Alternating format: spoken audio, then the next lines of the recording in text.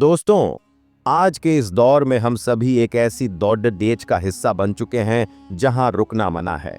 सुबह की अलार्म घंटी बजते ही हमारे दिमाग में कामों की लिस्ट चलने लगती है। हम उठते हैं, भागते हैं, पैसा कमाते हैं, जिम्मेदारियां निभाते हैं, लेकिन इस सब के बीच हम उस एक चीज को सबसे पीछे छोड़ देते हैं जो असल में हमारे जीवन का आधार है, और वह है हमारा शरीर। क्या आपने कभी सोचा है कि जिस गाड़ी में बैठकर आप जीवन का सफर तय कर रहे हैं, अगर उसका इंजन ही खराब हो जाए तो मंजिल पर पहुंचने का क्या फायदा?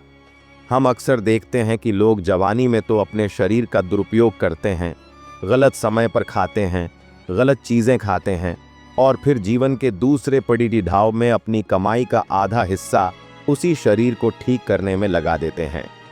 यह विडंबना ही है कि हम पहले स्वास्थ्य खोकर धन कमाते हैं और फिर धन खोकर स्वास्थ्य वापस पाने की कोशिश करते हैं।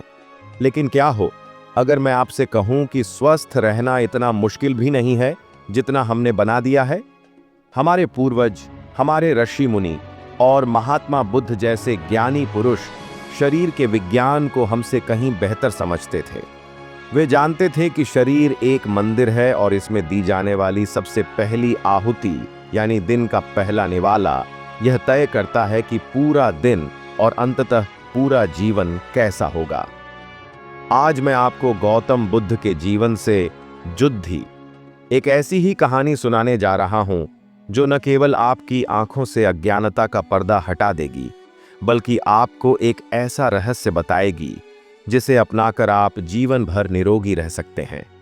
यह कहानी सिर्फ सुनने के लिए नहीं है, बल्कि इसे अपने जीवन में उतारने के लिए है। तो चलिए, मन को शांत करके गहरे ध्यान के साथ इस कथा में प्रवेश करते हैं। बहुत समय पहले की बात है। भारतवर्ष के श्रावस्ती नगर में सोमदेव नाम का एक बहुत ही धनी व्यापारी रहता था। सोमदेव के पास धन दौलत की कोई कमी नहीं थी। उसका व्यापार दूर दूर के देशों तक फैला हुआ था। उसके पास आलीशान महल, दर्जनों नौकर चाकर और हर तरह की सुख सुविधा मौजूद थी। नगर के लोग उसे देखकर ईर्ष्या करते थे और सोचते थे कि सोमदेव जैसा भाग्यशाली व्यक्ति शायद ही कोई और होगा। लेकिन बाहरी चमक दमक के पीछे की सच्चाई कुछ और ही थी। सोमदेव का शरीर उसका साथ छोड़ना रहा था। अभी उसकी उम्र ढलने की भी नहीं थी, लेकिन वह अंदर से बिल्कुल खोखला महसूस करता था। उसे हर समय थकान रहती, पेट में जलन, भारीपन, जोड़ों में दर्द और आलस्य ने उसे घेर रखा था। वह रात को ठीक से सो नहीं पाता था और सुबह उठते ही उसे ऐसा लगता जैसे उसके शरीर में जान ही नहीं है। उसने नगर के सबसे बड़े वैद्यों को दिखाया, कीमती से कीमती जड़ी बूटियां खाईं, तरह तरह के काढ़े पिए, लेकिन उसे किसी भी चीज से स्थायी आराम नहीं मिला। कुछ दवाइयां 2-4 दिन असर करतीं, लेकिन फिर वही पुरानी समस्याएं लौट आतीं। सोमदेव अपनी ही दौलत के बीच एक गरीब की तरह महसूस करने लगा था, क्योंकि वह उस भोजन का आनंद भी नहीं ले सकता था जो उसके भंडार में भरा पड़ा था। वह समझ चुका था कि स्वस्थ शरीर के बिना यह सारी संपत्ति मिट्टी के समान है। उन्हीं दिनों भगवान गौतम बुद्ध अपने भिक्षुओं के संघ के साथ श्रावस्ती के जेतवन विहार में पधारे हुए थे। बुद्ध के तेज और उनकी वाणी में छिपे जादू की चर्चा पूरे नगर में थी। लोग कहते थे कि बुद्ध के पास हर समस्या का समाधान है। वे केवल मन के ही नहीं, बल्कि तन के रोगों की जद्द को भी पहचानते हैं। जब सोमदेव ने यह सुना तो उसके मन में एक उम्मीद की किरण जागी। उसने सोचा कि जब दुनिया के सारे वैद्य हार मान चुके हैं, तो शायद उस महामानव के पास ही मेरी मुक्ति का मार्ग हो। अगली सुबह सोमदेव अपने रथ पर सवार होकर जेतवन विहार की ओर निकल पड़ा। विहार के द्वार पर पहुंचते ही उसे एक अजीब सी शांति का अनुभव हुआ। वहां का वातावरण शहर के शोर शराबे से बिल्कुल अलग था।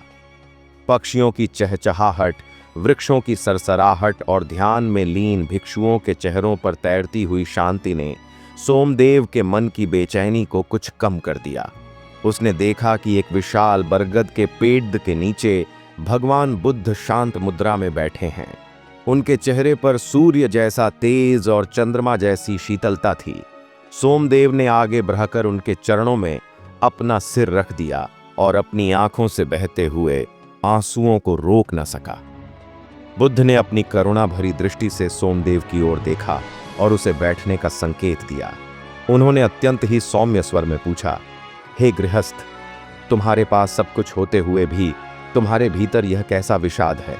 तुम्हारी आंखों में यह पीड़ा कैसी है? सोमदेव ने हाथ जोड़ कर कहा, भगवान, मैं श्रावस्ती का सबसे धनी व्यापारी हूं, लेकिन मैं दुनिया का सबसे बदनसीब इंसान महसूस करता हूं। मेरे पास धन का अंबार है, लेकिन मेरा शरीर रोगों का घर बन गया है। मैं जो भी खाता हूं वह विष बन जाता है। सुबह उठते ही मेरा शरीर टूटा हुआ महसूस होता है, मन में चिद्दचिद्दापन रहता है और दिन भर आलस्य मुझे घेरे रहता है। मैंने बड़े बड़े वैद्यों की दवाइयां खाईं, लेकिन कोई लाभ नहीं हुआ। कृपया आप ही मेरा मार्गदर्शन करें। मुझे बताएं कि मैं ऐसा क्या करूं कि मेरा शरीर फिर से स्वस्थ और ऊर्जावान हो जाए। क्या मेरे भाग्य में अब सिर्फ बीमारी ही लिखी है? बुद्ध ने सोमदेव की बातें बहुत ध्यान से सुनी। उनके चेहरे पर एक हल्की सी मुस्कान तैर गई। उन्होंने कहा, सोमदेव, शरीर का धर्म है स्वस्थ रहना। बीमारी शरीर का स्वभाव नहीं है। बीमारी तो हमारे द्वारा प्रकृति के नियमों के उल्लंघन का परिणाम है। तुमने अपने शरीर को एक कूददान समझ लिया है, जिसमें तुम बिना सोचे समझे, बिना समय देखे कुछ भी डालते रहते हो। जब तक तुम इस शरीर के काम करने के तरीके को नहीं समझोगे, दुनिया की कोई भी औषधि तुम्हें ठीक नहीं कर सकती। इकाई है। बुद्ध थोड़ा रुके और फिर बोले, तुम्हारे अस्वस्थ होने का सबसे बड़ा कारण तुम्हारा सुबह का आचरण है। मुझे बताओ, तुम सुबह उठते ही सबसे पहले क्या करते हो? सोमदेव ने कुछ पल सोचा और कहा, भगवान, सुबह उठते ही मुझे बहुत भूख लगती है और कमजोरी महसूस होती है। इसलिए मैं उठते ही अपने रसोइये द्वारा बनाया गया गरिष्ठ भोजन, मीठे पकवान और दूध से बनी गाढ़ी चाय या पेय पदार्थ लेता हूं। मुझे लगता है कि भारी भोजन करने से मेरे शरीर में ताकत आएगी। बुद्ध ने हंसते हुए कहा, यही तुम्हारी सबसे बड़ी भूल है सोमदेव। तुम अग्नि को प्रज्वलित होने से पहले ही उस पर भारी लकड़ियां डाल रहे हो, जिससे वह अग्नि बुझ जाती है। सुनो, हमारे शरीर के भीतर भी एक सूर्य है, जिसे जठराग्नि, पाचन अग्नि कहते हैं। जैसे बाहरी दुनिया में सूर्योदय के साथ प्रकृति जागती है, वैसे ही हमारे शरीर की पाचन अग्नि भी सूर्य के साथ ही धीरे धीरे जागृत होती है। सुबह के समय यह अग्नि बहुत कोमल होती है, ठीक वैसे ही जैसे एक नवजात शिशु। बुद्ध ने आगे समझाया, जब तुम सोकर उठते हो तो तुम्हारे शरीर के अंग अभी पूरी तरह से सक्रिय नहीं हुए होते। तुम्हारे पेट में रात भर की सफाई प्रक्रिया के बाद बहुत से विषैले तत्व जमा होते हैं। ऐसे में जब तुम सुबह उठते ही भारी भोजन, तेल मसाले वाली चीजें या पका हुआ अन्न, ग्रेन्स, ठोस रूप में खाते हो, तो तुम्हारी कोमल पाचन अग्नि उसे पचा नहीं पाती। वह भोजन पचने के बजाय पेट में सड़ने लगता है, और यही सड़ा हुआ भोजन गैस, एसिडिटी, भारीपन और आलस्य को जन्म देता है। तुम शक्ति पाने के लिए खाते हो, लेकिन वह भोजन तुम्हारी बची खुची शक्ति को भी उसे पचाने में खर्च करवा देता है। इसीलिए तुम्हें खाने के बाद ऊर्जावान महसूस होने के बजाय नींद और थकान आती है। सोमदेव ने हैरानी से पूछा, तो भगवान, क्या मुझे सुबह भूखा रहना चाहिए? अगर मैं नहीं खाऊंगा तो मेरे शरीर को काम करने की ऊर्जा कहां से मिलेगी? बुद्ध ने कहा, भूखा नहीं रहना है, बस भोजन को सही रूप में लेना है। शरीर को सुबह सबसे पहले प्राण शक्ति, लाइफ फोर्स की आवश्यकता होती है, न कि मृत भोजन की। पका हुआ भोजन, चाहे वह कितना भी स्वादिष्ट क्यों न हो, वह मृत समान है, क्योंकि उसमें प्राण नहीं होते, उसमें जीवन नहीं होता। अग्नि पर पकने के बाद भोजन की अपनी प्राकृतिक ऊर्जा नष्ट हो जाती है। सुबह तुम्हारे शरीर को ऐसी चीज चाहिए जो जीवित हो, जो प्रकृति से सीधे आई हो और जिसमें सूर्य की ऊर्जा संचित हो। नमस्ते दोस्तों, आज हम एक ऐसी यात्रा पर निकलने वाले हैं जो बाहर की दुनिया में नहीं, बल्कि आपके अपने भीतर की दुनिया में होगी। यह यात्रा है शोर से शांति की ओर, उलझन से सुलझन की ओर और बिखराव से एकाग्रता की ओर। आज के इस दौर में बुद्ध ने रहस्य खोलते हुए कहा, सोमदेव, यदि तुम चाहते हो कि तुम कभी बीमार न पड़ी डिडिढो, तो एक नियम को अपने जीवन का आधार बना लो। सुबह उठते ही मुंह साफ करने के बाद सबसे पहले एक ऐसी चीज खाओ जिसमें प्राण हो। प्रकृति का दिया हुआ कोई फल या कोई ऐसा बीज जो अंकुरित हो रहा हो। लेकिन सबसे उत्तम है एक मौसमी फल, सीजनल फ्रूट। सुबह उठते ही जब तुम्हारा पेट खाली हो तो उसे अनाज या रोटी मत दो, उसे फल दो। फल प्रकृति का सबसे शुद्ध उपहार है।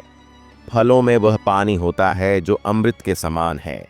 यह पानी तुम्हारे शरीर के कोने कोने में जाकर रात भर जमा हुई गंदगी को धोकर बाहर निकाल देता है।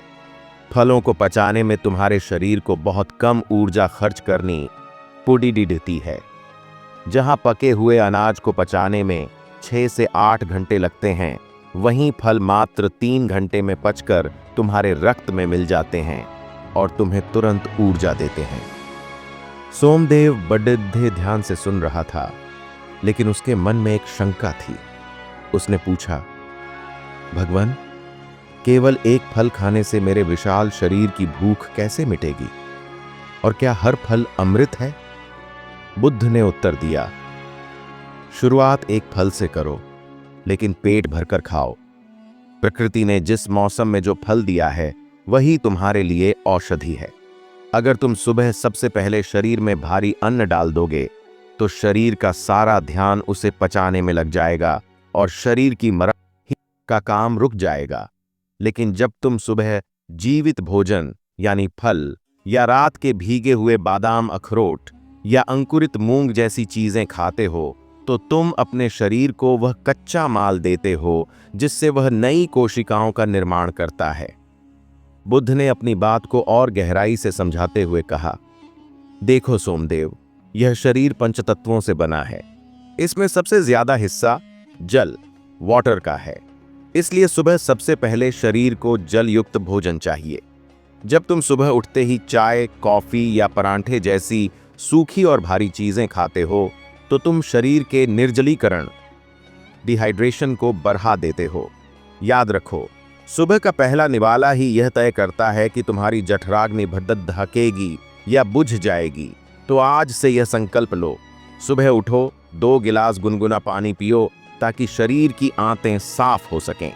उसके बाद जब भूख लगे तो प्रकृति का दिया हुआ कोई भी एक रसीला फल, चाहे वह पपीता हो, सेब हो, तरबूज हो या अनार हो, उसे पेट भरकर खाओ। जब तक तुम पूरी तरह से हल्का और ऊर्जावान महसूस न करो, तब तक अन्न, पका हुआ खाना मत खाओ। यदि तुम सुबह के पहले कुछ घंटों में केवल जीवित भोजन और लिविंग फूड का सेवन करोगे, तो तुम्हारे शरीर के विषैले पदार्थ अपने आप बाहर निकल जाएंगे। तुम्हारा वजन संतुलित हो जाएगा, तुम्हारी त्वचा पर चमक आ जाएगी और कोई भी बीमारी तुम्हारे शरीर में टिक नहीं पाए। सोमदेव ने बुद्ध के इस सरल से सूत्र को समझा। उसे अपनी गलती का एहसास हुआ। वह बरसों से अपने शरीर के साथ युद्ध कर रहा था, जबकि उसे शरीर के साथ मित्रता करनी चाहिए थी। उसने बुद्ध को नमन किया और वचन दिया कि वह आज से ही इस नियम का पालन करेगा। सोमदेव वापस अपने महल लौटा। अगली सुबह जब वह उठा, तो उसने अपनी पुरानी आदत के अनुसार रसोइये को चाय और पकवान लाने का आदेश नहीं दिया। उसने गुनगुना पानी पिया और फिर बागीचे से ताजे तोड़े हुए पपीते का एक बड़ा कटोरा भरकर खाया। उसे डर था कि शायद उसे कमजोरी लगेगी, लेकिन हुआ इसका बिल्कुल उल्टा। उसे पेट में एक अजीब सी हल्कापन और शीतलता महसूस हुई। उस दिन उसे दोपहर तक आलस्य नहीं आया। उसने इस नियम को जारी रखा। वह सुबह उठते ही मौसम के अनुसार फल या रात के भीगे हुए मेवे खाने लगा। मात्र 1 महीने के भीतर सोमदेव का जीवन बदल गया। उसका बढ़ा हुआ पेट कम होने लगा, उसके जोड़ों का दर्द गायब हो गया और उसके चेहरे पर वह तेज लौट आया जो जवानी में भी नहीं था। जो वैद्य उसे लाइलाज मान चुके थे, वे भी उसके इस परिवर्तन को देखकर हैरान थे। सोमदेव समझ गया था कि स्वास्थ्य औषधालयों में नहीं, बल्कि प्रकृति की गोद में और अपनी दिनचर्या के सुधार में छिपा है। दोस्तों, यह कहानी केवल सोमदेव की नहीं, हम सब की है। हम सब भी सोमदेव की तरह ही गलतियां कर रहे हैं। हम अपनी कार में पेट्रोल की जगह मिट्टी का तेल नहीं डालते, लेकिन अपने अनमोल शरीर में सुबह उठते ही कचरा डाल देते हैं। बिस्कुट, ब्रेड, चाय, तली हुई चीजें, ये सब मृत भोजन हैं।